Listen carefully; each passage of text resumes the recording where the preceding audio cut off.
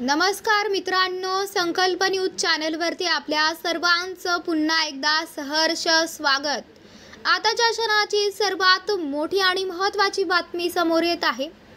सविस्तर बातमी जाणून घेण्यापूर्वी आपण जर चॅनलवरती नवीन असाल तर चॅनलला सबस्क्राइब करा, बेल आयकॉन प्रेस करा। आगामी विधानसभा निवडणुकीला साताऱ्यामध्ये 113 आमदार पाडू असे आवाहन मराठा आंदोलक मनोज जरांगे पाटील यांनी राज्य सरकारला दिले होते। याबाबत राष्ट्रवादी अजित पवार गटाचे नेते आणि मंत्री छगन भुजबळ यांना विचारले असता त्यांनी मनोज जरांगे पाटलांना प्रतिआव्हान दिले आहे।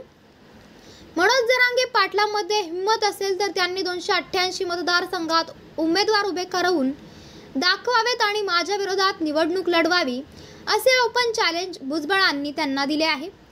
भुजबळ म्हणाले की आता मनोज जरांगे मुस्लिमांनाही आरक्षण द्या असे म्हणत आहेत, मात्र मुस्लिम समाजाला राज्यात 25 वर्षापूर्वी आरक्षण देण्यात आले आहे।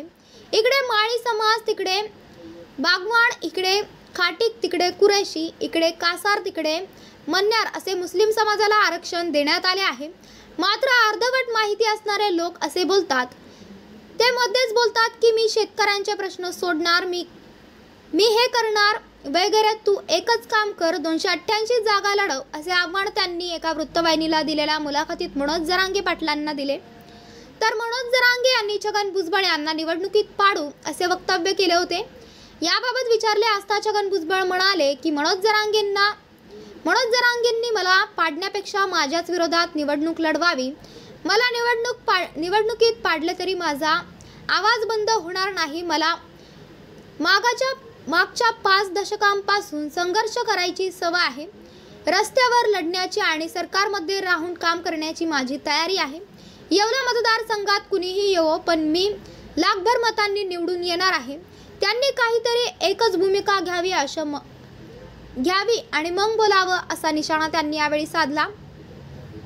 ते पुढे म्हणाले की यावर मनोज जरांगे यांनी प्रतिक्रिया विचारली तर आम्हाला राजकारण नको, राजकारणात जायचे नाही असे ते बोलणार। त्यानंतर पुन्हा पाडायच्या भाषा वापरणार, 288 उमेदवार उभे करण्याची भाषा करतील, एकेकाला बोलून पुन्हा माहिती घेतील, काहीतरी सर्वेक्षण करतील। त्यामुळे मनोज जरांगेंना मी गांभीर्याने घेत नाही असे छगन भुजबळ यांनी म्हटले आहे। तर मित्रांनो, आपल्याला काय वाटतंय? आपली प्रतिक्रिया आम्हाला कमेंट बॉक्सच्या माध्यमातून नक्कीच कळवा आणि चॅनलला आणखीनही सबस्क्राइब केलं नसेल तर चॅनलला सबस्क्राइब करा, बेल आयकॉन प्रेस करा, जेणेकरून असेच नवनवीन व्हिडिओ व चालू राजकीय घडामोडी सर्वप्रथम आपल्याला या चॅनलवरती बघायला मिळतील। भेटूयात पुढच्या व्हिडिओस, तोपर्यंत धन्यवाद। जय महाराष्ट्र।